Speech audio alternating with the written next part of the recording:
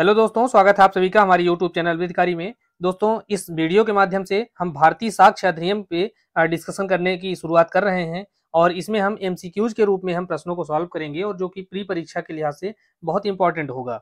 और भारतीय साक्ष्य अधिनियम इतना महत्वपूर्ण अधिनियम है, आप इसकी महत्ता को इससे समझ सकते हैं कि इसमें मात्र 167 धाराएं हैं, लेकिन इतनी कम धाराएं होने के बावजूद एपीओ की जो मेंस परीक्षा होती है उसमें ला का एक पेपर अकेले जो है इसी अधिनियम से बनता है।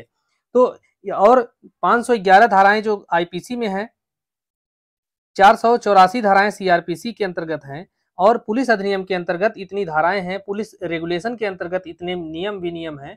तो उन सबको मिलाकर के वहां पर एक पेपर बनाया जाता है, जबकि यह जो है साक्ष्य अधिनियम इतना महत्वपूर्ण है कि इससे अकेले एक पेपर बनता है। तो आप जो है इसी से इसकी महत्ता को समझ सकते हैं।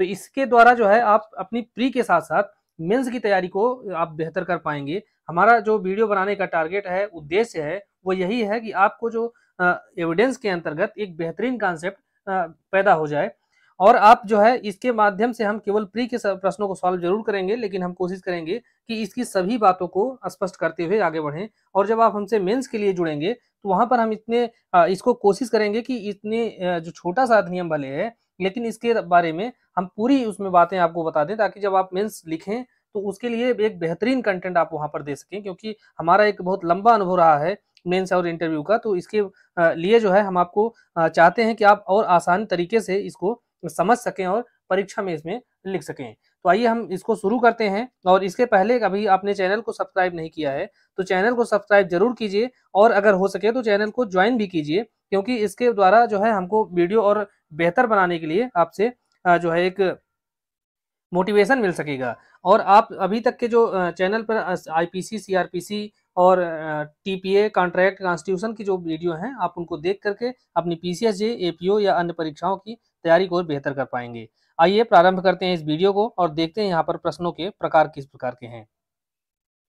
तो पहला प्रश्न है कि भारतीय साक्ष्य अधिनियम 1872 जो है इसका प्रारूप किसने तैयार किया था। तो 1872 का जो अधिनियम है ये बहुत इंपॉर्टेंट है, जैसा कि हमने बताया, और इसका जो प्रारूप है उसने बनाया था जेम्स स्टीफन ने। और जेम्स स्टीफन ने इस प्रारूप को कब बनाया था, तो ये प्रश्न खैर पूछा नहीं गया है, लेकिन आप इसको जानते रहिए कि 1870 में इसका प्रारूप बनाया गया था और इसका जो है अधिनियम बन के तैयार कब हुआ, तो 1872 को। तो 1872 के बारे में आपको डेट अगर पूछा जाता है तो वहां पर दो डेट आपको जरूर याद रखना चाहिए। दो डेट में पहला तो यह है 15 मार्च 1872। यह इसलिए क्योंकि इसी दिन जो है तत्कालीन जो गवर्नर जनरल थे या जो उस समय के शासक थे, उनकी इस पर स्वीकृति मिली थी। इसी दिन इसने अधिनियम का रूप लिया था। लेकिन अगर लागू होने की डेट पूछा जाए तो लागू होने की डेट जो है वह मार्च नहीं है, बल्कि 1 सितंबर है। 1 सितंबर 1872 में यह अधिनियम लागू होता है। तो इसलिए जो है आपको इन दो डेट को यहाँ पर याद रखना आवश्यक होगा। नेक्स्ट क्वेश्चन देखते हैं। भारतीय साक्ष्य अधिनियम के अंतर्गत जो साक्ष्य विधि है वह किस प्रकार की विधि है। तो भारतीय साक्ष्य अधिनियम जो है यह साक्ष्य विधि कैसी है, तो यह एक प्रक्रियात्मक विधि है, अर्थात प्रोसीजरल लॉ है, यह मौलिक विधि नहीं है। तो प्रक्रियात्मक विधि क्या होती है, तो प्रक्रियात्मक विधि है कि और इसमें कुछ विषय ऐसे हैं जिनमें सारवान विधि अर्थात जो मौलिक विधि है उसके भी लक्षण पाए जाते हैं। जैसे विबंध का सिद्धांत, जो कि कुछ परिस्थितियों में एक व्यक्ति को अपने अधिकार की बात करने से रोकता है। तो अगर मूलतः यह पूछा जाता है किस प्रकार की विधि है, तो मूलतः यह प्रक्रियात्मक विधि है, लेकिन इसमें कुछ अंश जो है, कुछ लक्षण जो है इस प्रकार के भी शामिल किए गए हैं जो कि इसको ऐसे प्रतीत कराते हैं कि यह एक सारवान विधि है। नेक्स्ट क्वेश्चन है, भारतीय साक्ष्य अधिनियम निम्नलिखित उद्देश्य से अधिनियमित है। अर्थात यहाँ पर जो साक्ष्य अधिनियम बनाया गया तो इसका उद्देश्य क्या था। तो इसकी उद्देशिका को देखेंगे तो उसमें यह स्पष्ट बताया गया है कि इस अधिनियम का जो उद्देश्य है वह क्या है कि साक्ष्य की विधि को समेकित करना, परिभाषित करना और संशोधित करना। तो इन तीन उद्देश्यों के लिए ही यह जो विधि है वह बनाई गई है। तो तीसरा विकल्प इसका सही होगा। नेक्स्ट है, साक्ष्य विधि किस प्रकार की विधि है। तो ये सभी जो प्रश्न हैं ये इतने इंपॉर्टेंट हैं कि आपको कई जगह पे ये पूछे भी गए हैं। तो उन सभी प्रश्नों को हम शामिल करते हुए और जो प्रश्न पूछे जा सकते हैं उनको भी इसमें लेते हुए हम आगे बढ़ेंगे। तो साक्ष्य विधि जो है ये कई बार पूछा गया है उत्तर प्रदेश में, उत्तराखंड में, मध्य प्रदेश में भी और बिहार की परीक्षाओं में। तो यह जो है लेक्स फोरी विधि है। अब लेक्स फोरी जो है यह क्या होता है? तो लेक्स फोरी का तात्पर्य होता है कि उस स्थान की विधि जहां पर कार्यवाही की जा रही है। अब आपको यहाँ पर एक उदाहरण से हम समझाएंगे। तो पहले इसको देखते हैं कि भारतीय साक्ष्य विधि जो देशीय विधि है, यह देशी विधि वह होती है जो कि पूरे राष्ट्र पर प्रभावी होती है। तो यह जो है देशी विधि है। अब लेक्स फोरी का क्या अर्थ होता है? जैसे एक पक्षकारों के बीच में भारत में एक संविदा होती है और उस संविदा से संबंधित कोई विवाद पैदा हुआ और विवाद को निपटाने के लिए फ्रांस के न्यायालय में वहां पर कार्यवाही शुरू की जाती है। तो ऐसी स्थिति में जहां पर कार्यवाही की जा रही है, अर्थात फ्रांस में कार्यवाही की जा रही है, तो ऐसी स्थिति में इस मामले को निपटाने के लिए वहां पर फ्रांस की विधि का अनुसरण किया जाएगा, भारतीय साक्ष्य विधि का अनुसरण नहीं किया जाएगा। तो इसका जो लेक्स फोरी का तात्पर्य है वह यही है। आपको एक लाइन में इसको समझ लेना है, क्योंकि आपको ये सारी जो बातें हम बता रहे हैं ये प्री के साथ साथ मेंस में उतनी ही इंपॉर्टेंट है जितनी की प्री के लिए है। तो इसलिए आपको इन सभी बातों को ध्यानपूर्वक देखना है, पढ़ना है और समझना है। नेक्स्ट क्वेश्चन देखते हैं। साक्ष्य विधि जो है यह किस प्रकार का प्रभाव रखती है? तो यह भूतलक्षी जो है प्रभाव रखती है, क्योंकि यह प्रक्रियात्मक विधि है। मौलिक विधियां जो होती हैं वह भूतलक्षी प्रभाव नहीं रखती, बल्कि वह भविष्यवर्ती प्रभाव रखती हैं। जिस दिन बनती हैं उसके बाद के डेट से वह लागू होती हैं। लेकिन जो प्रोसीजरल लॉ होता है वह बैक डेट से भी उसको लागू कराया जा सकता है। नेक्स्ट है भारतीय साक्ष्य अधिनियम कब प्रवृत्त हुआ? तो जैसा भी हमने बताया कि दो डेट जो है आपको हमेशा ध्यान रखना होगा। एक 15 मार्च 1872 और दूसरी जो डेट है लागू होने वाली वह 1 सितंबर 1872। तो 1 सितंबर 1872 को यह क्या होता है? प्रवृत्त होता है। लेकिन यह अधिनियम के रूप में कब बन के तैयार होता है? यह 15 मार्च 1872 को जो है यह बनकर तैयार होता है। नेक्स्ट क्वेश्चन है भारतीय साक्ष्य अधिनियम 1872 यह अधिनियमित हुआ था। तो कब अधिनियमित हुआ था? तो अभी बताया कि 15 मार्च 1872 को। नेक्स्ट है भारतीय साक्ष्य अधिनियम यह लागू नहीं होता है। तो किन मामलों में यह लागू नहीं होता? तो धारा 1 को जब देखेंगे तो इसी के जो दूसरा पैराग्राफ है इसमें स्पष्ट रूप से बता दिया गया है कि यह किस मामलों में लागू नहीं होता है। तो वहां पर जो है यह नीचे की जो दूसरे पैराग्राफ की जो निचली 2 लाइनें हैं उसको पढ़ेंगे तो वहां पर स्पष्ट हो जाएगा कि यह जो है शपथ पत्रों पर यह लागू नहीं होता। और दूसरी बात वहां पर बताई गई है कि मध्यस्थ के समक्ष जो कार्यवाही है वहां पर भी यह लागू नहीं होता। तो अर्थात यहाँ पर 1 और 2 इन दोनों ही मामलों में जो है भारतीय साक्ष्य अधिनियम के जो प्रावधान है वह लागू नहीं होते हैं। नेक्स्ट क्वेश्चन है भारतीय साक्ष्य अधिनियम निम्नलिखित में से किस पर लागू नहीं होता है? तो दूसरा प्रश्न भी इसी तरह का यहाँ पर पूछा जाता है और इसका भी जो संबंध है धारा 1 के दूसरे पैराग्राफ में है। तो उसके अंतर्गत क्या बताया गया है कि इस अधिनियम को जो है कहाँ लागू नहीं होगा? तो सेना अधिनियम के अंतर्गत जो गठित न्यायालय हैं उन न्यायालय के समक्ष अगर कोई कार्यवाही है तो वहां पर जो है यह अधिनियम लागू नहीं होता है। इंडियन नेवी डिसिप्लिन एक्ट 1934 के अंतर्गत अगर कोई गठित न्यायालय है तो वहां पर भी यह लागू नहीं होता है। वायुसेना अधिनियम के अंतर्गत अगर कोई गठित न्यायालय है तो उस न्यायालयों इन तीनों ही न्यायालयों के समक्ष अगर कोई कार्यवाही जारी होती है तो वहां पर जो है इस अधिनियम के प्रावधान लागू नहीं होंगे। अब धारा 1 का जो दूसरा पैरा है उसमें क्या बताया गया है उसको भी देखना है। तो इसमें यह बताया गया है कि इसका विस्तार जो है वो संपूर्ण भारत पर है और यह किसी न्यायालय के समक्ष या जिसके समक्ष army act, naval discipline act, Indian navy act या एयरफोर्स एक्ट के अधीन संयोजित न्यायालयों से भिन्न सेना न्यायालय आते हैं तो वहां पर यह कार्यवाही लागू होती है। लेकिन इसका तात्पर्य यह है कि army act, naval discipline act, air force act पर यह लागू नहीं होती है। और दूसरी बात इसी के अंतर्गत यह बता दी गई है कि ऐसे न्यायालय या अधिकारी के समक्ष पेश किए गए शपथ पत्र के मामले में यह लागू नहीं होता और मध्यस्थ के समक्ष की गई कोई कार्यवाही है तो वहां पर भी लागू नहीं होता। इसलिए कि जो मध्यस्थ के समक्ष की गई कार्यवाही होती है वह न्यायिक कार्यवाही नहीं मानी जाती बल्कि वह अर्ध न्यायिक कार्यवाही मानी जाती है, इसलिए वहां पर यह लागू नहीं होता है। नेक्स्ट क्वेश्चन देखते हैं भारतीय साक्ष्य अधिनियम की धारा 2 किस अधिनियम के द्वारा निरसित की गई है? तो यहाँ पर अगर धारा 2 को देखेंगे तो यह जो है निरसित कर दी गई है। धारा 1 के बाद सीधे धारा 3 आता है जिसमें निर्वचन खंड दिया गया है। तो धारा 2 को निरसित किया गया है। 1938 का जो है निरसन अधिनियम था और इस प्रश्न को भी कई राज्यों की परीक्षाओं में पूछा गया है, खास करके उत्तर प्रदेश एपीओ में भी यह पूछा गया था 2018 में। तो इसलिए जो है ऐसे ऐसे प्रश्नों को हमें ध्यान रखना होगा, क्योंकि 167 जो धाराएं हैं इस प्रत्येक धारा को, मतलब कोई भी ऐसी धारा है ही नहीं इसमें कि जिसको आप छोड़ सकें। अगर वह अस्तित्व में है तो उसको तो आपको जानना ही जानना है। अगर वह निरसित की गई है, क्योंकि गिनी चुनी धाराएं हैं जो कि निरसित की गई हैं, तो उसको भी आपको ध्यान रखना होगा कि वह कब निरसित की गई हैं। नेक्स्ट क्वेश्चन है, न्यायालय के अंतर्गत निम्नलिखित में से कौन नहीं आता है? तो न्यायालय की जो परिभाषा है यह धारा 3 के अंतर्गत दी गई है।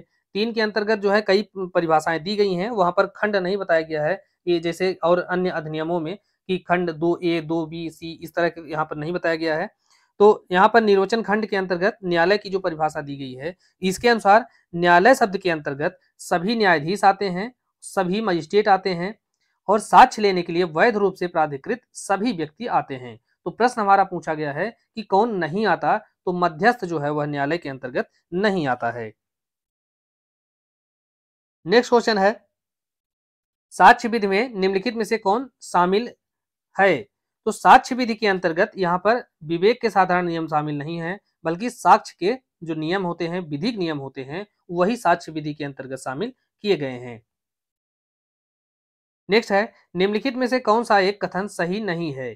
तो सही नहीं है पहला देखते हैं। तो यह कि किसी मनुष्य ने कुछ सुना देखा, यह एक तथ्य है। तो यह बिल्कुल सही है, और तथ्य की भी परिभाषा जो है वह निर्वचन खंड में अर्थात धारा 3 के अंतर्गत दी गई है। दूसरी बात यह है कि किसी मनुष्य ने अमुक शब्द कहे, यह एक तथ्य है, तो यह भी सही है। और तीसरा है कि यह कि किसी मनुष्य की अमुक ख्याति है, यह तथ्य नहीं है। तो यह जो है यही गलत है, क्योंकि यह भी एक तथ्य है। अगर किसी व्यक्ति की एक ख्याति है तो यह एक तथ्य है। और यह दृष्टांत जो बताया गया है, यहाँ पर 5 दृष्टांत दिए गए हैं तथ्य के अंतर्गत। जो 5वां दृष्टांत है वही स्पष्ट बताता है कि किसी मनुष्य की अमुक ख्याति है, यह एक तथ्य होता है। चौथा है कि यह कि कोई मनुष्य अमुक राय रखता है, ये एक तथ्य है, तो यह भी सही है। तो इस प्रकार से निगेटिव प्रश्न जो है पूछा जा रहा है। तो आपको पॉजिटिव वे में और निगेटिव वे में किस प्रकार से प्रश्न पूछा जा रहा है, आपको इसको सबसे पहले ध्यान रखना होगा, नहीं तो आते हुए प्रश्न वहां पर गलत होने की संभावनाएं बढ़ जाती हैं। तो तथ्य की जो परिभाषा है वह क्या दी गई है? तो यहाँ पर बताया गया है कि तथ्य से अभिप्रेत है और उसके अंतर्गत आते हैं। तो 2 बातें आती हैं इसमें, कोई वस्तु, वस्तुओं की अवस्था, वस्तुओं का संबंध जो कि इंद्रियों के द्वारा बोधगम्य हो, अर्थात इंद्रियां जो है उसको महसूस कर सकें।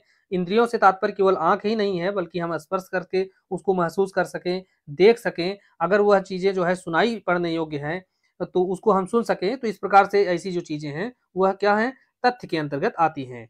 और दूसरी बात इसमें बताई गई है, कोई मानसिक दशा जिसका भान किसी व्यक्ति को हो। तो भान से तात्पर्य यहाँ पर क्या होगा? तो any mental condition of which any person is conscious. तो अगर कोई व्यक्ति किसी चीज को महसूस कर सकता है तो ऐसी जो मानसिक दशा है वह भी तथ्य के अंतर्गत आता है। नेक्स्ट क्वेश्चन है, अमुक स्थान में अमुक वस्तु जो है वह क्रम से रखी गई है, तो यह क्या है?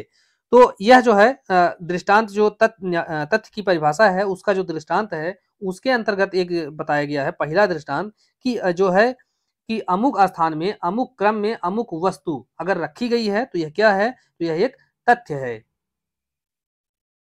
नेक्स्ट है, कोई भी मानसिक दशा जिसका भान किसी व्यक्ति को हो, तो यह क्या है? तो यह एक तथ्य है। और इसके बारे में कहाँ बताया गया है? तो तथ्य की परिभाषा के अंतर्गत 2 खंड बताए गए हैं, और जो दूसरा खंड है उसी में यह बताया गया है कि कोई मानसिक दशा जिसका भान किसी व्यक्ति को हो वह क्या है? तो यह एक तथ्य है। नेक्स्ट है, निम्नलिखित में से कौन सा तथ्य है? तो ये सारे प्रश्न हम इसलिए शामिल कर रहे हैं क्योंकि ये बहुत बार जो है पूछा गया है। तो आपके सामने बहुत सारे जो प्रश्न हैं बार बार आंखों के सामने से अगर गुजरेंगे तो एक्यूरेसी आएगी और गलतियों की संभावना वहां पर खत्म हो जाएगी। इसलिए आप जो है इन सभी को सॉल्व कीजिए। तो निम्नलिखित में से कौन सा एक तथ्य है? तो पहला इसमें है सोहन ने एक गाय देखी, यह एक तथ्य है। और किस प्रकार से तथ्य है तो आप इसको भी जाने कि यह जो है वस्तुओं की अवस्था या वस्तुओं का संबंध जो इंद्रियों के द्वारा बोधगम्य है। तो इंद्रियों के द्वारा बोधगम्य क्या है? उसने एक देखा है और बोध किया है कि वहां पर एक गाय है, तो यह तथ्य हो गया। मोहन ने सोहन को जाने के लिए कहा, तो इसको भी इंद्रियों के द्वारा जो है महसूस किया गया अर्थात सुना गया, तो यह भी एक तथ्य होगा। और शीतल की बड़ी इज्जत है, अर्थात यहाँ पर ख्याति की बात की जा रही है। तो अगर किसी व्यक्ति की कोई ख्याति है तो ख्याति भी क्या है? एक तथ्य है। तो यह जो सभी बातें हैं वह एक तथ्य के अंतर्गत आती हैं। नेक्स्ट है, भारतीय साक्ष्य अधिनियम के अधीन सुसंगत तथ्य किस प्रकार से होने चाहिए? तो सुसंगत तथ्य जो है वह विधिक रूप से सुसंगत होने चाहिए, तार्किक रूप से सुसंगतता का कोई अर्थ नहीं है। और विधिक या तार्किक रूप से सुसंगत होने चाहिए तो इसके बारे में भी कोई अर्थ नहीं है। और विधिक रूप से सुसंगत होना चाहिए और सुसंगतता के बारे में जो प्रावधान है वह कहाँ दिया गया है, तो आपको ध्यान रखना है अध्याय 2 के अंतर्गत दिया गया है और धारा 5 से लेकर धारा 55 तक के अंतर्गत सुसंगतता के बारे में प्रावधान किया गया है। अर्थात कोई तथ्य तब सुसंगत कहा जाएगा जबकि वह साक्ष्य अधिनियम की धारा 5 से लेकर धारा 55 तक के अंतर्गत वह सुसंगत होता है। और सुसंगत अगर होगा 5 से 55 के अंतर्गत तभी वह ग्राह्य होगा, अन्यथा वह जैसे धारा 121 से लेके 129 के अंतर्गत भी कुछ चीजें सुसंगत होती हैं लेकिन वहां पर ग्राह्य नहीं होती। क्यों? क्योंकि वहां पर वह जो है विशेषीकृत संसूचना के अंतर्गत आ जाता है। इसलिए आपका जो पहला विकल्प है यही सही होगा। अब एक तथ्य दूसरे तथ्य से सुसंगत तब कहा जाता है जबकि तथ्यों की सुसंगत से संबंधित अधिनियम के उपबंधों में अर्थात अध्याय 2 के अंतर्गत धारा 5 से 55 में निर्दिष्ट प्रकारों में से किसी भी प्रकार से वह जो तथ्य है उस दूसरे तथ्य से संसक्त हो, इसलिए जो है इसे विधिक रूप से सुसंगत कहा जाता है। नेक्स्ट क्वेश्चन है, क पर ख की हत्या का आरोप है, उसके विचारण में निम्नलिखित में से कौन से जो तथ्य हैं वह विवादक तथ्य हो सकते हैं। विवादक तथ्य अर्थात फैक्ट इन इश्यू का जो परिभाषा है वह धारा 3 के अंतर्गत दी गई है और यह जो प्रश्न है यह विवादक तथ्य का जो दृष्टांत दिया गया है उसी दृष्टांत पर आधारित है। अब यहाँ पर क्या है कि क ने ख की हत्या की है, अब उसका जो विचारण होता है हत्या के लिए तो उनमें कौन कौन सी बातें अगर शामिल हो जाती हैं तो वहां पर क जो है वह दोष सिद्ध हो सकता है या उसका जो है दोष वहां पर डिसाइड किया जा सकता है। तो क ने ख की हत्या की है, यह एक जो है सुसंगत हो सकता है उसकी विचारण में। दूसरा है क एक ईमानदार व्यक्ति है तो इसका हत्या से कोई लेना देना नहीं है, अर्थात वह ईमानदार व्यक्ति है इसलिए हत्या नहीं कर सकता, ऐसा कोई पैमाना नहीं है। तो जो दूसरा विकल्प है यह सुमेलित नहीं सुसंगत नहीं है। तीसरा है कि क को ख से गंभीर और अचानक प्रकोपन मिला था, तो यह भी जो है विवादित तथ्य हो सकता है। और क को सामाजिक सेवाओं के लिए पुरस्कृत किया गया था, तो इसका भी जो है उसकी हत्या से कोई लेना देना नहीं है। तो इसलिए यहाँ पर पहला और तीसरा यही जो है विवादक तथ्य हो सकते हैं। और विवादक तथ्य क्या होता है कि ऐसा तथ्य जिसका निर्धारण कर दिए जाने से किसी व्यक्ति के अधिकार, दायित्व या निर्योग्यता का निर्धारण हो जाता है। तो अगर यह दो बातें निर्धारित हो गई कि क ने ख की हत्या की है तो उसको दोष सिद्ध ठहराया जा सकता है क्योंकि वहां पर विवादक जो तथ्य है उसका जो है निपटारा हो जाएगा।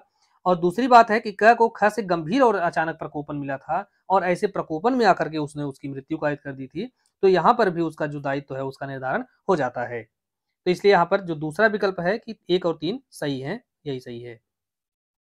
अब इसमें जो दृष्टांत दिया गया है इस पर और भी प्रश्न जो है घुमा फिरा के आपसे पूछा जा सकता है, उसको हम देखेंगे कि ख की हत्या का क जो है यह अभियुक्त है और उसके विचारण में निम्नलिखित तथ्य विवादक हो सकते हैं। तो कौन कौन से तथ्य होते हैं? यह कि क ने ख की मृत्यु कारित की है, यह विवादक तथ्य हो सकता है। यह कि क का ख की मृत्यु कारित करने का आशय था, यह भी विवादक तथ्य हो सकता है। क को ख से गंभीर और अचानक प्रकोपन मिला था और उस प्रकोपन के कारण जो है वह उसकी मृत्यु कारित कर दिया, यह भी जो है एक विवादक तथ्य हो सकता है। और चौथा है यह कि ख की मृत्यु कारित करने का कार्य करते समय क विकृत चित्त के कारण उस कार्य की प्रकृति को जानने में असमर्थ था, तो यह भी जो है उसकी मृत्यु कारित किए जाने का एक कारण हो सकता है क्योंकि एक पागल व्यक्ति है और अगर वह पागलपन के असर में किसी व्यक्ति की मृत्यु कारित कर देता है तो वह भी एक कारण हो सकता है।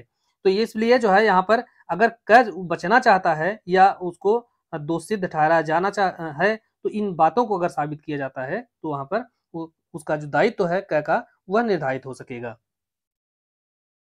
नेक्स्ट क्वेश्चन है, वे तथ्य जिन्हें किसी वाद में एक पक्षकार के द्वारा अभिकथित किया जाता है और दूसरे पक्षकार के द्वारा इनकार किया जाता है तो क्या कहलाते हैं? जैसे ए और बी ये दो व्यक्ति हैं और यहाँ पर कोई आरोप है या कोई चीज है सी, अगर ए कहता है कि ये हमारा है, बी कहता है कि हमारा है, अर्थात यहाँ पर ए और बी के बीच में जो विवाद की विषय वस्तु है वह यह एक्स नामक चीज है। अगर यहाँ पर न्यायालय के द्वारा यह निर्धारित कर दिया जाता है कि यह जो वस्तु है वह बी की है तो यहाँ पर जो विवाद है वह समाप्त हो जाता है। तो यही जो है क्या है वह विवादक तथ्य है।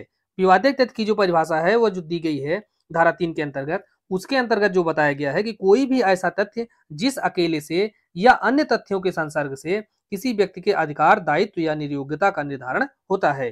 तो अगर ए और बी ये दोनों ही दावा कर रहे हैं कि हमारा है, और इस दावे के समर्थन में ए के द्वारा कुछ साक्ष्य पेश किया जाता है, बी के द्वारा कुछ साक्ष्य पेश किया जाता है, तो जिस व्यक्ति के साक्ष्य से यह निर्धारित हो जाता है कि इस पर जो मालिकाना हक है वह ए का है या वह बी का है, तो ऐसी स्थिति में उसे क्या कहा जाएगा? विवादक तथ्य कहा जाएगा। और जिस साक्ष्य के द्वारा वह प्रमाणित किया जाता है तो उसे क्या कहेंगे? सुसंगत तथ्य कहेंगे। नेक्स्ट है दस्तावेज क्या है? तो दस्तावेज की भी परिभाषा इसी के अंतर्गत दिया गया है, और इसमें क्या बताया गया है कि दस्तावेज क्या होता है कि कोई उपहासांकन अर्थात जो कार्टून है, व्यंग्य चित्र है, कोई मुद्रित, शिला मुद्रित या फोटो चित्रित कोई शब्द है, शिला पर उत्कीर्ण कोई लेख है, तो यह सभी क्या होंगे? दस्तावेज होंगे। अब दस्तावेज की हम परिभाषा देखेंगे तो इसके अंतर्गत क्या क्या बताया गया है कि कौन सी बातें दस्तावेज के अंतर्गत आएंगी। तो इसमें बताया गया है कि जिसे किसी पदार्थ पर अक्षरों के द्वारा, अंकों के द्वारा या चिन्हों के द्वारा अभिव्यक्त या वर्णित किया गया है, जो उस विषय के अभिलेखन के प्रयोजन से उपयोग किए जाने को आशयित हो या उसका उपयोग किया जा सके। तो इसका तात्पर्य यह है कि अगर किसी पदार्थ पर अक्षर, अंक, चिन्ह के द्वारा जो है कोई चीज वर्णित की जाती है या अभिव्यक्त की जाती है, तो वह क्या हो जाएगा? वह दस्तावेज या डॉक्यूमेंट के अंतर्गत आएगा। लेकिन वहां पर उसका आशय क्या होना चाहिए कि वह उसको डॉक्यूमेंट के रूप में यूज किया जाए। तो अब इसके अंतर्गत कौन कौन सी बातें आती हैं हम इसको भी देखेंगे। कोई लेख है वह दस्तावेज के अंतर्गत आता है। मुद्रित, शिला मुद्रित या फोटो चित्रित कोई शब्द है वह भी दस्तावेज माना जाएगा। मानचित्र या रेखांकन यह भी दस्तावेज माना जाएगा। धातु पर या शिला पर अगर कोई लेख उत्कीर्ण किया जाता है तो उसको भी दस्तावेज माना जाएगा। उपहासांकन अर्थात कोई कार्टून बनाया जाता है तो उसको भी दस्तावेज माना जाएगा। अब आपसे यहाँ पर कई प्रकार से वह घुमा फिरा के प्रश्न पूछता है कि जैसे एक पत्थर है, चट्टान है, चट्टान पर कोई व्यक्ति कोई शब्द उल्लिखित करता है, उसको वहां पर उकेरता है, तो क्या वह दस्तावेज की कोटि में आएगा या नहीं आएगा? तो आपको यहाँ पर दूसरा वाला दृष्टांत देखना होगा। तो मुद्रित, शिला मुद्रित या फोटो चित्रित अगर कोई शब्द वहां पर है तो वह क्या हो जाएगा? दस्तावेज के अंतर्गत आ जाएगा। नेक्स्ट क्वेश्चन है भारतीय साक्ष्य अधिनियम के अंतर्गत निम्नलिखित में से कौन दस्तावेज नहीं है? तो दस्तावेज कौन सा इसमें नहीं है? तो किसी इमारत पर लगे पत्थर पर खुदा जो लेख है वह दस्तावेज के अंतर्गत आएगा। कैसे? क्योंकि यहाँ पर दृष्टांत के अंतर्गत जो दूसरा खंड बताया गया है कि शिला मुद्रित कोई शब्द है तो वह दस्तावेज हो गया। एक फोटोग्राफ है तो फोटोग्राफ भी दस्तावेज के अंतर्गत आएगा, क्योंकि यहाँ पर भी उसके बारे में बता दिया गया है।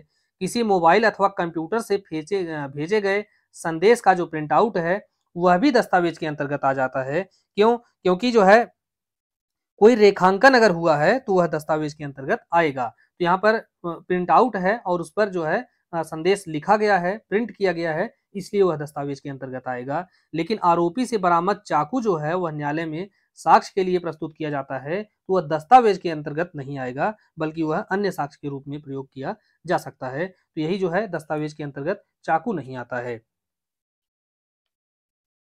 नेक्स्ट है साक्ष्य अधिनियम की धारा 3 में इलेक्ट्रॉनिक अभिलेख को कब शामिल किया गया? तो इलेक्ट्रॉनिक अभिलेख को यहाँ पर कब शामिल किया गया? तो साक्ष्य की जो परिभाषा है उसके अंतर्गत जो है दो प्रकार के साक्ष्य आते हैं। तो कौन कौन से? एक तो मौखिक साक्ष्य आते हैं और दूसरे दस्तावेजी साक्ष्य आते हैं। तो दस्तावेजी साक्ष्य के अंतर्गत इलेक्ट्रॉनिक अभिलेखों को भी दस्तावेजी साक्ष्य के रूप में शामिल किया गया है। और आईटी एक्ट जो है सन 2000 के द्वारा इसको शामिल किया गया है। और डेट जो है यह 3 बार पूछा गया है जो अलग अलग परीक्षाओं में। तो डेट पूछा गया है 17 अक्टूबर सन 2000 को इसे यहाँ पर शामिल किया गया है। तो आपको यहाँ पर दो बातें याद रखनी होंगी। पहली बात तो डेट की 17 अक्टूबर सन 2000 और किस अधिनियम के द्वारा शामिल किया गया है? तो सूचना प्रौद्योगिकी अर्थात आईटी एक्ट 2000 के द्वारा इसको शामिल किया गया है। नेक्स्ट है निम्नलिखित में से किसे सबूत नहीं माना जाता? तो सबूत यहाँ पर या साक्ष्य किसे नहीं माना जाता? तो इसको जो साक्ष्य की परिभाषा है धारा 3 के अंतर्गत उसको देखने से ये बातें स्पष्ट होंगी। तो इसमें क्या क्या आता है? तो शपथ पत्र जो है यह इसके बारे में कहीं प्रावधान नहीं दिया गया है कि शपथ पत्र साक्ष्य के अंतर्गत आएगा या नहीं आएगा। गवाहों के बयान या मौखिक साक्ष्य के अंतर्गत आते हैं। न्यायालय के समक्ष इलेक्ट्रॉनिक अभिलेख अगर पेश किया जाता है तो यह भी साक्ष्य के अंतर्गत आता है। और न्यायालय के समक्ष कोई दस्तावेज प्रस्तुत किया जाता है तो यह भी साक्ष्य के अंतर्गत आता है। लेकिन शपथ पत्र जो होता है, एफिडेविट, यह साक्ष्य के अंतर्गत या सबूत के अंतर्गत नहीं आता है। अब साक्ष्य की जो परिभाषा है, एविडेंस की परिभाषा है, उसको अगर हम देखेंगे तो इसमें जो है दो बातें बताई गई हैं। तो दो बातें क्या बताई गई हैं कि साक्ष्य के अभिप्रेत है और उसके अंतर्गत आते हैं। तो यह जो है बहुत ही इंपॉर्टेंट है, खास करके मेंस के लिए। आपको मेंस में अगर यही 2-4 लाइनें जो दी गई हैं याद कर लेते हैं इसको, वहां पर लिखने में आपको बहुत उसका उत्तर जो है बेहतरीन माना जाएगा, क्योंकि यह जो प्रश्न है आपसे प्रॉब्लम बेस्ड में पूछ सकता है। तो देखने में यह बहुत छोटा सा भले दिख रहा है, लेकिन मेंस के लिए यह बहुत ही कारगर है। तो अगर यह पूछा जाता है साक्ष्य से आप क्या समझते हैं, जो प्रश्न पूछा जाएगा वो इस प्रकार से पूछा जाएगा कि साक्ष्य से आप क्या समझते हैं और इसके अंतर्गत कौन कौन से साक्ष्य आते हैं। तो आपको मूल रूप से जो साक्ष्य की परिभाषा एक एविडेंस एक्ट के अंतर्गत दी गई है, उसमें दो बातें ही साबित करनी होती हैं। तो उसमें आप लिखेंगे कि साक्ष्य के अंतर्गत दो प्रकार के साक्ष्य हैं, पहला मौखिक साक्ष्य और दूसरा दस्तावेजी साक्ष्य, जिसका उल्लेख जो है एविडेंस के अंतर्गत एक्ट के अंतर्गत किया गया है। तो मौखिक साक्ष्य कौन कौन से होते हैं? तो वे जो कथन, शब्दों पे ध्यान दीजिए, वे कथन जिनके जांचाधीन तथ्य के विषयों के संबंध में न्यायालय अपने सामने साक्षियों के द्वारा किए जाने की अनुज्ञा देता है या अपेक्षा करता है। तो सरल शब्दों में समझेंगे कि ऐसे कथन जिन्हें किसी विषय के बारे में जो कि न्यायालय के समक्ष विचाराधीन है, उस मामले में न्यायालय किसी साक्षी से अपने सामने हाजिर होने के करके उसको उस कथन को कहने के लिए आदेश देता है, या ये उम्मीद करता है कि वह उस न्यायालय के समक्ष वो हाजिर हो और वह कथन करे। तो उसको दूसरी बात है कि दस्तावेजी साक्ष्य। तो दस्तावेजी साक्ष्य के अंतर्गत न्यायालय के निरीक्षण के लिए अगर कोई डॉक्यूमेंट पेश किया जाता है, और डॉक्यूमेंट के अंतर्गत इलेक्ट्रॉनिक अभिलेख भी आता है। तो अगर कोई डॉक्यूमेंट या इलेक्ट्रॉनिक रिकॉर्ड जो है न्यायालय के समक्ष पेश किया जाता है, तो उसको क्या माना जाएगा? दस्तावेजी साक्ष्य। तो यह मुख्य रूप से दो प्रकार के साक्ष्य हैं। इसके अलावा आपको परिस्थितिजन्य साक्ष्य, अनुश्रुत साक्ष्य, तमाम तरह के साक्ष्य के प्रकार होंगे, वो हम आगे डिस्कस करेंगे। लेकिन जो आपको लिखना होगा वहां पर, यह दो बातें वहां पर अगर लिख देंगे तो वह बेहतर उत्तर माना जाएगा, और वहां पर आपकी जो नंबर मिलने की संभावना है वो काफी बढ़ जाती है। अब नेक्स्ट क्वेश्चन को आते हैं। भारतीय साक्ष्य अधिनियम के अंतर्गत न्यायालय के निरीक्षण के लिए प्रस्तुत किया गया जो इलेक्ट्रॉनिक डॉक्यूमेंट है या इलेक्ट्रॉनिक रिकॉर्ड है, वह क्या माना जाएगा? तो इलेक्ट्रॉनिक रिकॉर्ड को क्या माना जाता है? तो साक्ष्य की जो परिभाषा है उसका दूसरा खंड आप देखेंगे, उसमें बताया गया है कि यह दस्तावेजी साक्ष्य माना जाता है। नेक्स्ट है, अवांछनीय विधि से प्राप्त साक्ष्य ग्राह्य है यदि वह अन्यथा सुसंगत है।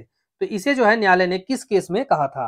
अर्थात जो साक्ष्य को प्राप्त करने का तरीका है, वह कोई तरीका जो है निर्धारित नहीं किया गया है, उसे अवांछनीय तरीके से भी अगर वो उसे प्राप्त कर लेता है और वह अन्यथा सुसंगत है, तो अन्यथा सुसंगत के तात्पर्य क्या है? धारा 5 से लेके 55 तक में वह सुसंगत है, धारा 121 से लेके 129 के अंतर्गत सुसंगत नहीं। ये इसके, क्योंकि इसके अंतर्गत अगर कोई चीज सुसंगत है तो उसको सुसंगत नहीं माना जाता है, क्योंकि यहाँ पर वह विशेषीकृत संसूचना के अंतर्गत आता है। तो यहाँ पर अन्यथा से तात्पर्य क्या है कि वह अन्यथा से तात्पर्य यह है कि वह धारा 5 से 55 तक अर्थात अध्याय 2 के अंतर्गत अगर वह सुसंगत है, चाहे वह भले अवांछनीय विधि से प्राप्त किया गया है, तो उसको जो है सुसंगत माना जाता है और उसे ग्राह्य माना जाता है। ऐसा निर्णय दिया गया था पुष्पा देवी एम जाटिया बनाम एमनेल बाधवा का केस। अब इस केस में जो मूल रूप से बात क्या कही गई कि जहां पेश किया गया साक्ष्य साक्ष्य की परिभाषा के अंतर्गत आता है। तो साक्ष्य की परिभाषा कहां बताई गई है? तो धारा 3 में दो बातें बताई गई हैं कि मौखिक साक्ष्य और दस्तावेजी साक्ष्य। तो अगर कोई पेश किया गया साक्ष्य वह धारा 3 के अंतर्गत जो साक्ष्य की परिभाषा दी गई है उसके अंतर्गत आता है, तो ऐसी स्थिति में न्यायालय इसको यूज कर सकता है, उपयोग में ले सकता है, और यह जानने की आवश्यकता नहीं है कि उसको किस तरीके से प्राप्त किया गया था। तो यह निर्णय आपको ध्यान रखना है। और इसमें बताई गई जो प्रत्येक बात है, इसमें कुछ भी ऐसा नहीं है जो कि आपको केवल इंपॉर्टेंट प्री के लिए हो, मेंस के लिए नहीं हो। तो आप हमसे जो मेंस के लिए जुड़ेंगे तो हम आपको बेहतर तरीके से इसको हम प्रोवाइड कराएंगे और उसका पीडीएफ जो है आपको प्रोवाइड कराएंगे। नेक्स्ट क्वेश्चन है, उच्चतम न्यायालय के द्वारा वर्ष 2015 में दिए गए निम्नलिखित निर्णयों में से किसमें अवधारित किया गया कि सीसीटीवी जो कैमरा की फिल्म है वह सर्वोत्तम साक्ष्य का हिस्सा है? तो यह निर्णय महत्वपूर्ण है। टोमासो ब्रूनो बनाम उत्तर प्रदेश राज्य का जो केस है, इसी केस में यह निर्णय दिया गया कि सीसीटीवी जो फुटेज है उसकी जो फिल्म है वह एक सर्वोत्तम साक्ष्य माना जाता है। नेक्स्ट है, किस मामले में सुप्रीम कोर्ट ने कहा कि प्रथम सूचना रिपोर्ट ठोस सबूत नहीं है और केवल इसके निर्माता की पुष्टि के लिए इसको इस्तेमाल किया जा सकता है। अर्थात जिस व्यक्ति ने सूचना दिया है, जो सूचना दाता है, तो उसके जो बातों की पुष्टि के लिए इसका जो है उपयोग किया जा सकता है। तो सी मगेश बनाम कर्नाटक राज्य का जो केस है यह इसी पर आधारित है। इस पर जो है एक और महत्वपूर्ण केस है, हम उसको भी देखेंगे। वह केस का नाम है गुलशन कुमार बनाम राज्य का, और इस केस में यह निर्धारित किया गया कि एफआईआर जो है यह मूल साक्ष्य नहीं है, लेकिन इसका उपयोग जो कथन करता है, जो अर्थात जो सूचना दाता है, उसके बयान का खंडन करने के लिए या उसकी संपुष्टि करने के लिए किया जा सकता है, और अभियोजन की गवाही की विश्वसनीयता को भी परखने के लिए इसका उपयोग किया जा सकता है। नेक्स्ट है आर.एम. मलकानी बनाम महाराष्ट्र राज्य का जो केस है यह किसकी ग्राह्यता से संबंधित है। तो यह बहुत ही इंपॉर्टेंट केस है और आपको यह 2-3 टॉपिक पर जो है यह मिल जाता है, तो आपको यहाँ पर ध्यान रखना है कि यह टेप रिकॉर्ड किया हुआ साक्ष्य सुसंगत है, यह इसी पर आधारित है। और इसी के अंतर्गत एक बात और बताई गई थी, और ये भी पूछ लिया जाता है कि किस से संबंधित है। तो धारा 6 के अंतर्गत जो रेस जेस्टे का सिद्धांत दिया गया है, तो यह उस पे भी आता है, वहां से भी इसे पूछ लिया जाता है। तो टेप रिकॉर्ड का जो साक्ष्य होता है, चूंकि ए और बी के बीच में यहाँ पर बातचीत चल रही है, और इस बातचीत के दौरान जो है इस पूरी बातचीत को यहाँ पर टाइप कर लिया जाता है, अर्थात उसको रिकॉर्ड कर लिया जाता है। तो ऐसी स्थिति में यह जो पूरी बातचीत है, अर्थात यह जो टेप रिकॉर्ड है, वह धारा 6 के अंतर्गत एक ही समव्यवहार का भाग माना जाएगा, क्योंकि वह बातचीत के दौरान जो है उसको रिकॉर्ड किया गया है। तो इसलिए यह एक साक्ष्य माना जाता है। और किस प्रकार का साक्ष्य माना जाता है, तो एक ही समव्यवहार का भाग अर्थात रेस जेस्टे के रूप में इसको माना जा सकता है।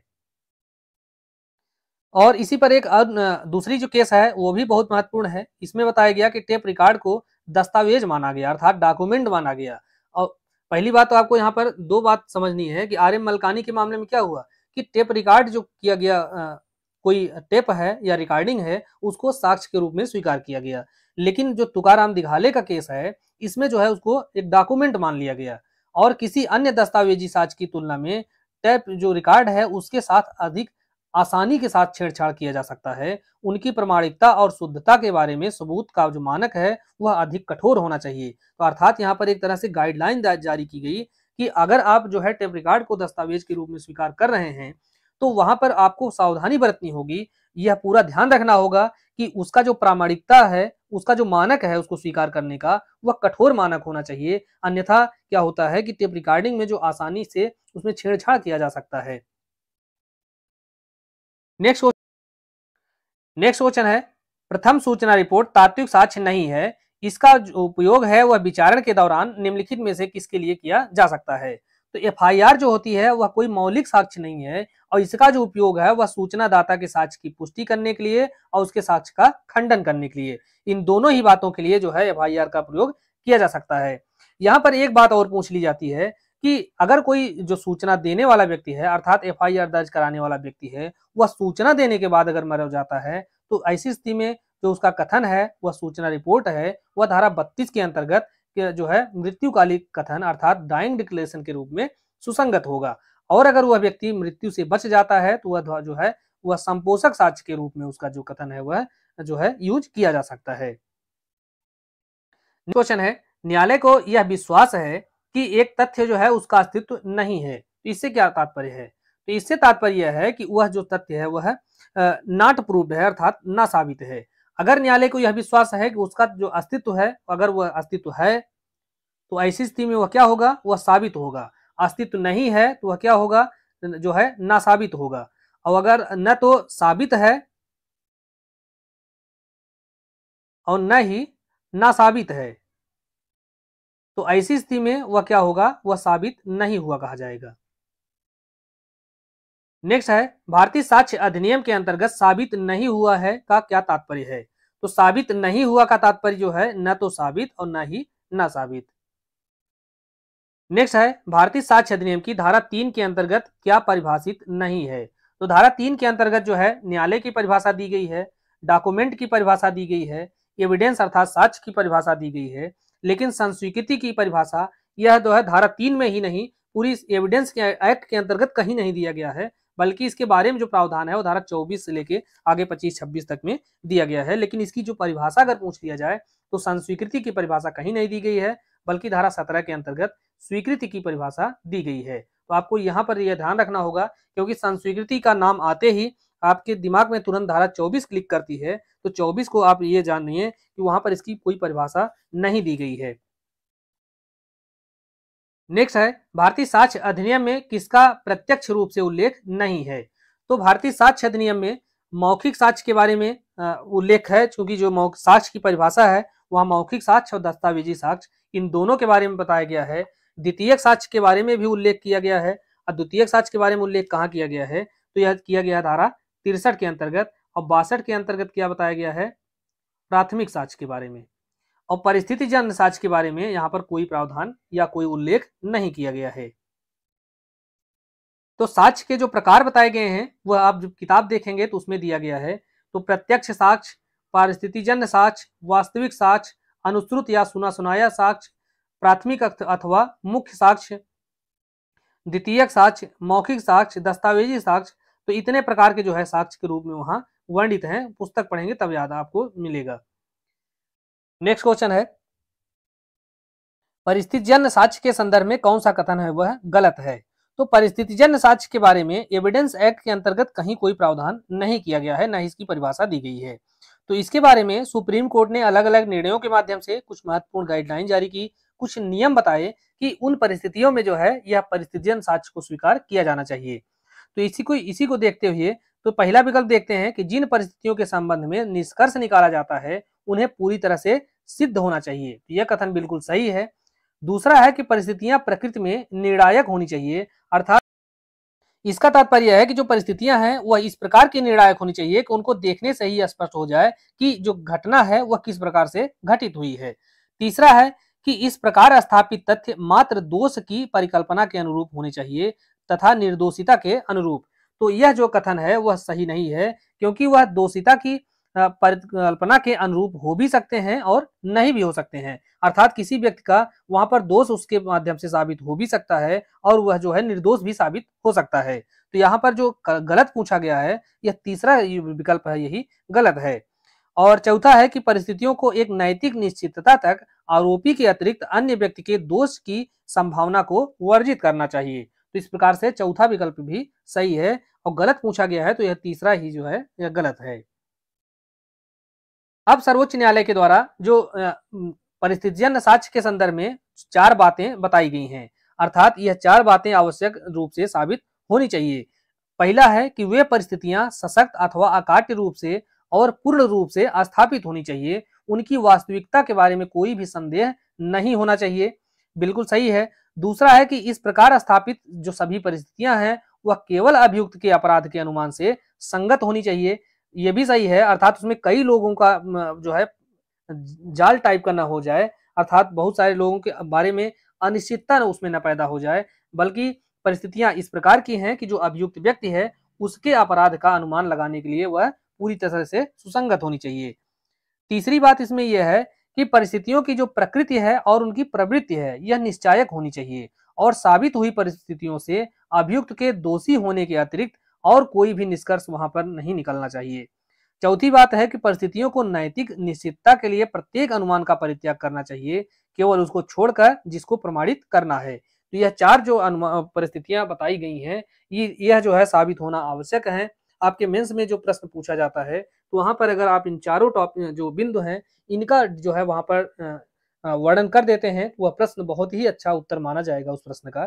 तो आपके जो प्रश्न है नंबर मिलने की संभावना वहां पर बढ़ जाएगी। नेक्स्ट क्वेश्चन देखते हैं, भारतीय साक्ष्य अधिनियम की किस धारा में उपधारणा कर सकेगा, उपधारणा करेगा और निश्चायक सबूत की व्याख्या दी गई है। तो उपधारणा कर सकेगा, उपधारणा करेगा और निश्चायक सबूत कौन होंगे, तो इसके बारे में जो प्रावधान है धारा 4 के अंतर्गत दिया गया है एविडेंस एक्ट में। नेक्स्ट है, जब भी भारतीय साक्ष्य अधिनियम में यह प्रावधान किया गया है कि न्यायालय किसी तथ्य की उपधारणा कर सकेगा तो ऐसी स्थिति में वहां पर क्या होगा। तो उपधारणा कर सकेगा, यहाँ पर मे प्रिज्यूम शब्द का उपयोग किया गया है। तो इसका तात्पर्य है कि ऐसी स्थिति में न्यायालय या तो ऐसे तथ्य को साबित मान सकेगा या उसके लिए सबूत की मांग कर सकता है। तो यहाँ पर जो पहला विकल्प है वही सही है। आपको उपधारणा करेगा, कर सकेगा, इनमें अंतर जो है स्पष्ट रूप से देखना होगा। तो अगर उपधारणा कर सकेगा का वहां पर प्रावधान किया गया है, तो ऐसी स्थिति में न्यायालय क्या करेगा कि तथ्य को साबित जो है वह चाहे तो माने और चाहे उसको न साबित माने और उसके लिए सबूत की मांग कर सकता है। तो पहला विकल्प सही होगा। नेक्स्ट है, जहां कहीं भारतीय साक्ष्य अधिनियम के द्वारा यह स्पष्ट है कि न्यायालय किसी तथ्य की उपधारणा करेगा, अर्थात तथ्य के बारे में न्यायालय ऐसे तथ्य को साबित मानेगा और जब तक कि वह ना साबित नहीं किया जा सकता, नहीं कर दिया जाता। इसका तात्पर्य है कि अगर उपधारणा करेगा शब्द की बात की गई है तो न्यायालय उसको साबित मान लेगा, लेकिन वहां पर उसका खंडन करने के लिए अनुमति होगी कि उसको ना साबित किया जाए साक्ष्य को पेश करके। नेक्स्ट है, विधि की अखंडनीय उपधारणा भारतीय साक्ष्य अधिनियम की निम्नलिखित किस शब्दावली से व्यक्त किया गया है? तो अखंडनीय उपधारणा अर्थात ऐसी उपधारणा अगर न्यायालय के द्वारा कर ली जाती है तो उसका खंडन नहीं किया जा सकता। जैसे उपधारणा करेगा तो उसमें क्या था कि न्यायालय के द्वारा उसको मान लिया गया कि हाँ यह साबित है, लेकिन वहां पर यह गुंजाइश रहती है कि साक्ष्य को पेश करके उसका खंडन किया जा सकता है। लेकिन जो निश्चायक सबूत होते हैं अर्थात कंक्लूसिव प्रूफ होते हैं, तो ऐसी स्थिति में क्या होता है कि न्यायालय जो है उसको साबित मानता है, लेकिन उसको जो है ना साबित करने के लिए वहां पर साक्ष्य देने की वहां पर अनुमति नहीं दी जाती है। नेक्स्ट है, अमेनिया प्रेस्यूमंटर राइट इज एक्टा। तो इस तरह की सूक्तियां यहाँ पर पूछ ली जाती हैं कई बार, तो इसका जो विकल्प यही है कि आपको इसे रट लेना है, याद कर लेना है। तो इसका अर्थ क्या होगा? तो इसका अर्थ यही होता है कि सभी तथ्यों का उचित अवधारण किया जाना चाहिए। नेक्स्ट है, भारतीय साक्ष्य अधिनियम में सम्मिलित है, तो यहाँ पर कौन सी बातें जो है भारतीय साक्ष्य अधिनियम के अंतर्गत सम्मिलित है? तो प्रीजम्प्शियो ज्यूरिस अर्थात इसका तात्पर्य है कि विधि की उपधारणा और प्रीजम्प्शियो ह्यूमिनस, तो इसका तात्पर्य है तथ्य की उपधारणा। इस प्रकार से ये दोनों ही जो उपधारणाएं हैं ये भारतीय साक्ष्य अधिनियम के अंतर्गत शामिल की गई हैं। और किस धारा के अंतर्गत शामिल की गई हैं? तो अगर आपको इससे पूछा जाता है तो यह धारा 4 है और धारा 4 के अंतर्गत यह शामिल किया गया है। नेक्स्ट है, साक्ष्य दिया जा सकता है। तो साक्ष्य जो है किस प्रकार के तथ्यों का दिया जा सकता है और इसके बारे में जो प्रावधान है यहाँ पर पूछा गया है कि किस धारा के अंतर्गत दिया गया है। तो साक्ष्य जो है दिया जा सकता है, यह विवादक तथ्य और सुसंगत तथ्य, इन दो तथ्यों का जो है साक्ष्य दिया जा सकता है। और इसके बारे में जो प्रावधान है वह कहाँ दिया गया है? तो धारा 5 के अंतर्गत दिया गया है। 5 में क्या बताया गया है कि किसी वाद या कार्यवाही में हर विवादक तथ्य और सुसंगत जो घोषित किया गया है, अर्थात धारा 6 से लेके 55 तक में जो बातें सुसंगत घोषित की गई हैं तो उसी का साक्ष्य दिया जा सकता है, अन्य बातों का साक्ष्य नहीं दिया जा सकता। यह कहाँ कहा गया? तो धारा 5 के अंतर्गत कहा गया है। नेक्स्ट क्वेश्चन है, क का ख की लाठी मारकर हत्या के लिए विचारण किया जाता है, अर्थात क ने ख की लाठी मारकर के हत्या कर दी है और उसके लिए उसका विचारण किया जाता है। तो उसके विचारण में यहाँ पर कौन सा जो तथ्य है वह विवादक नहीं है। तो इस प्रश्न को देखेंगे तो यह प्रश्न जो है धारा 5 के दृष्टांत पर आधारित है। और इसमें क्या बताया गया है? इसमें जो दृष्टांत है उसको देखने पे यह स्पष्ट होता है कि ऐसी स्थिति में जो विवादक तथ्य होगा वह होगा कि क का ख को लाठी से मारना, यह विवादक तथ्य के अंतर्गत आता है। क का ख की मार के द्वारा उसकी मृत्यु कारित करना, अर्थात पीट करके मार करके उसकी मृत्यु कारित करना, यह भी विवादक तथ्य हो सकता है।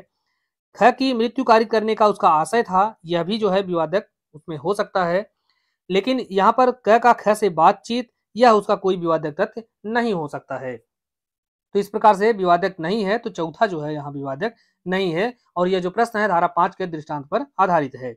अब धारा 5 जो है के बाद हम आगे देखते हैं, भारतीय साक्ष्य अधिनियम की किस धारा को साक्ष्य विधि की कुंजी कहा जाता है या चाबी कहा जाता है?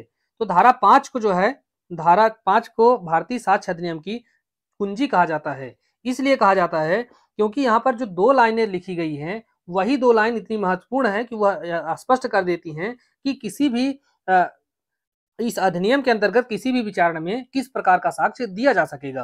तो इसमें यह स्पष्ट किया गया है कि किसी वाद या कार्यवाही में हर विवादक तथ्य के और अन्य तथ्यों के जिन्हें तस्मिन पश्चात सुसंगत घोषित किया गया है, तो अस्तित्व या अनस्तित्व का साक्ष्य दिया जा सकेगा, अन्य तथ्यों का नहीं। तो इससे तात्पर्य है कि सीधी सीधी बात है कि केवल ऐसे ही तथ्यों का साक्ष्य वहां पर दिया जा सकेगा जो कि इस अधिनियम के अंतर्गत तस्मिन पश्चात अर्थात धारा 5 के पश्चात जो सुसंगत घोषित किया गया है। तो सुसंगत जो है धारा 6 से लेकर धारा 55 तक के अंतर्गत जो साक्ष्य घोषित किए गए हैं उन्हीं का साक्ष्य दिया जा सकेगा, अन्य का नहीं दिया जा सकेगा। नेक्स्ट क्वेश्चन देखते हैं, भारतीय साक्ष्य अधिनियम की किस धारा के अंतर्गत रेस जेस्टे सिद्धांत दिया गया है। तो रेस जेस्टे का सिद्धांत इतना महत्वपूर्ण है कि इससे जो है आपको इतने घुमा के प्रश्न पूछे जाते हैं प्री और मेंस दोनों परीक्षा में। तो आप पे इस पे जो है आपको प्रॉब्लम देखना होगा, केस देखना होगा और इन सभी जो प्रश्न हैं उनको बार बार सॉल्व करना होगा। इससे जो है इस पे गलती की संभावना खत्म हो जाएगी, क्योंकि आसान अगर प्रश्न है तो वह सबके लिए होता है और टफ है तो वो सबके लिए है। आपको ध्यान ये रखना है कि आपके अंदर एक्यूरेसी कितनी है और प्रश्न जो है कितने सावधानी के साथ पढ़ रहे हैं। तो रेस जेस्टे का सिद्धांत धारा 6 के अंतर्गत दिया गया है और धारा 6 के अंतर्गत रेस जेस्टे शब्द का प्रयोग नहीं किया गया है, और बल्कि उसमें क्या है कि एक ही समव्यवहार का भाग होने वाले तथ्य की सुसंगत के बारे में प्रावधान किया गया है। अब इसमें जो 2 लाइन बताई गई है उसको भी पढ़ लेना जरूरी है कि ऐसे तथ्य जो विवादक न होते हुए भी विवादक तथ्य से इस प्रकार से जुड़े हुए हैं कि वे एक ही समव्यवहार के भाग हैं, चाहे वह उसी समय और स्थान पर या विभिन्न समय और स्थान पर घटित हुए हैं। इसका तात्पर्य है कि ए और, जैसा कि हमने मलकानी के केस में देखा था, ए और बी हैं या आपस में फोन कॉल से बात कर रहे हैं और बात करते दौरान यह इसको क्या कर लिया जाता है, टेप कर लिया जाता है इनकी बातचीत को। तो वह जो है क्या हुआ, तो वह जो है इस प्रकार से एक दूसरे से संबद्ध हैं कि उनको पृथक नहीं किया जा सकता। इसने हेलो किया तो इसने भी हेलो किया, इसने जो बातें कही इसके उत्तर में तुरंत उसने वो दो जो है बातें उसका जवाब दिया, तो इन पूरी बातों को टिप कर लिया जाता है। तो यह क्या है, यह एक ही समव्यवहार का भाग है। दूसरा उदाहरण अगर देखते हैं कि एक व्यक्ति है, इसको चोट लगी और चोट लगने के बाद जो प्राकृतिक रूप से आदमी क्या रिएक्शन करता है, तुरंत चिल्लाता है, तुरंत कराहता है। और ऐसा जो तुरंत कराहना है वह अगर उसको किसी व्यक्ति के द्वारा सुना जाता है तो उसे क्या माना जाएगा, वह रेस जेस्टे माना जाएगा। इसी का उदाहरण जो है आप आर बनाम फोस्टर के केस में देखेंगे। आर बनाम बेडिंगफील्ड के मामले में उसकी जो बात थी उसको क्यों नहीं स्वीकार किया गया रेस जेस्टे के रूप में, उस पर भी हम आगे चर्चा करेंगे। तो यह सब जो बातें हैं वह रेस जेस्टे के अंतर्गत आती हैं।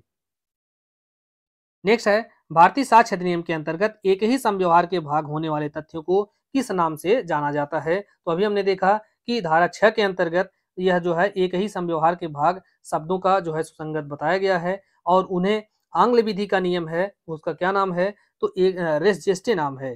तो इसका जो सिद्धांत जो है कहाँ निहित है, तो धारा 6 के अंतर्गत निहित है। किस नाम से निहित है, तो एक ही समव्यवहार के भाग के नाम से।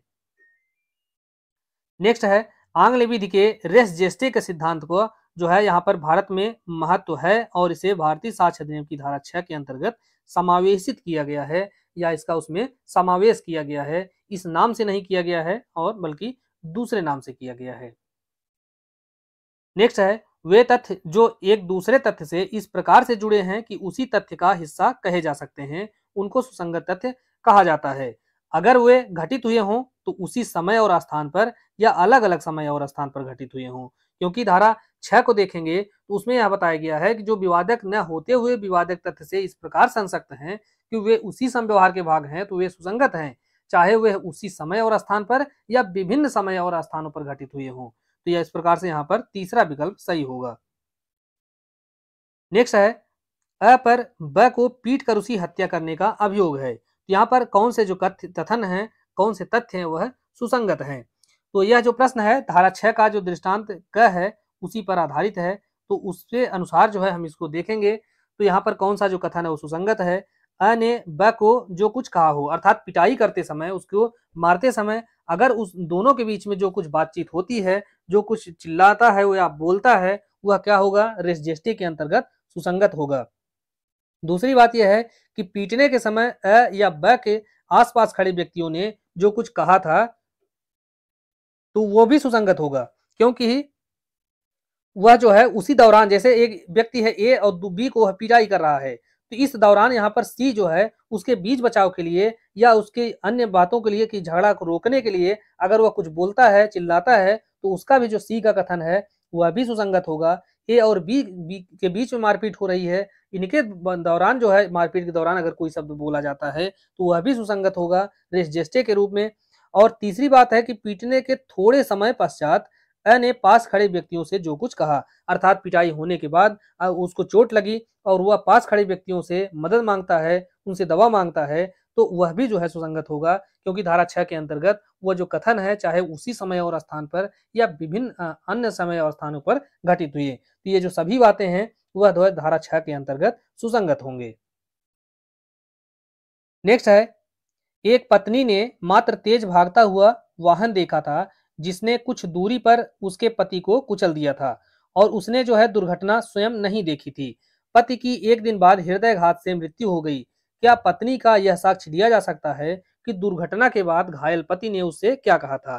तो आपको प्रश्न ध्यान से देखना होगा और इससे जो है चीजें समझ में आ जाएंगी। तो यह जो प्रश्न है आर बनाम फोस्टर का केस है, इसी केस पर यह आधारित है। और इसमें क्या था कि एक पत्नी थी, उसने तेज भागता हुआ ट्रक देखा था और ट्रक ने उसके पति की जो है वहां पर दुर्घटनाकारी कर दिया था, एक्सीडेंट कर दिया था, जिससे पति जो है घायल हो गया था और उसके बाद जो है उसके पति की मृत्यु हो गई। तो जो पत्नी का कथन है वह रेस जेस्टे के रूप में एक सुसंगत माना जा सकेगा और वह जो है उसका एक भाग माना जाएगा और धारा 6 के अंतर्गत सुसंगत होगा। तो चौथा विकल्प इसका सही होगा। नेक्स्ट क्वेश्चन है, सांवल दास बनाम बिहार राज्य का जो मामला है यह किससे संबंधित है? यह भी बहुत महत्वपूर्ण केस है और यहाँ पर धारा 6 से जैसा कि हमने बताया कि बहुत सारे जो प्रश्न हैं वह आपको केस के रूप में और प्रॉब्लम के रूप में पूछे जाएंगे। तो इसलिए जो है आपको इसके प्रत्येक केस पर आपको ध्यान रखना होगा। बहुत ज्यादा केस नहीं है लेकिन जो है वो बहुत इंपॉर्टेंट है। तो सांवल दास बनाम बिहार राज्य का मामला किससे संबंधित है? यह रेस जेस्टे के नियम से संबंधित है। अब हम रेस जेस्टे से संबंधित कुछ बहुत ही महत्वपूर्ण केस हैं उनको भी एक स्थान पर देख लेंगे। तो उसमें है रतन बनाम क्वीन का केस, आर बनाम बेडिंगफील्ड का है, विनोद बनाम उत्तर प्रदेश राज्य का है, बी नागाराजू बनाम आंध्र प्रदेश राज्य, आर बनाम फोस्टर का केस, आर एम मलकानी का केस और रतन बनाम रेजी नाम इसे ही या क्वीन कहा जाता है। इसका 2 बार उल्लेख हो गया है, इसलिए किए हैं क्योंकि यहाँ पर अलग अलग नाम से पूछा गया है। तो यह जो केस हैं आपको इन केस को तो ध्यान पूरा रटा होना चाहिए। किसी भी प्रकार से यहाँ से अगर प्रश्न पूछा जाए चाहे वह सुमेलित करने के लिए, मिलान करने के लिए या डायरेक्ट प्रश्न पूछा जाए या इन प्रश्नों के ऊपर प्रॉब्लम बना के दिया जाए, जैसा कि आर बनाम फोस्टर में अभी हमने देखा कि उसकी जो पत्नी है उसने अपने पति को जो कुचल के वाहन भाग रहा था उसको देखा था। तो इस प्रकार से आपको पूछा जाए तो आपको ये सारी चीजें रटी होनी चाहिए। खैर ये ऐसे प्रश्न हैं जैसे रटन ब्राम क्वीन का है, वेडिंग फील्ड का है, फोस्टर का केस है, आर एम मलकानी का केस है। तो यह जो 4-5 केस हैं आपको ये किताब लेके इनके जो फैक्ट थे उनको आप बिल्कुल पढ़ लीजिए ताकि आपसे गलती होने की संभावना है वह न के बराबर हो जाए। तो इस प्रकार से यहाँ पर हमने 50 प्रश्नों को सॉल्व किया और जो इसका पहला पार्ट है उसको समाप्त किया। जो है नेक्स्ट पार्ट में हम आगे के 50 प्रश्नों को सॉल्व करेंगे और आगे बढ़ते हुए बेहतर तरीके से इस पूरे अधिनियम को समाप्त करेंगे। तो आप चैनल को सब्सक्राइब कीजिए, अपने दोस्तों के साथ अधिक से अधिक लोगों को शेयर कीजिए और चैनल पर हमारे बने रहिए। मिलते हैं नेक्स्ट वीडियो में। धन्यवाद।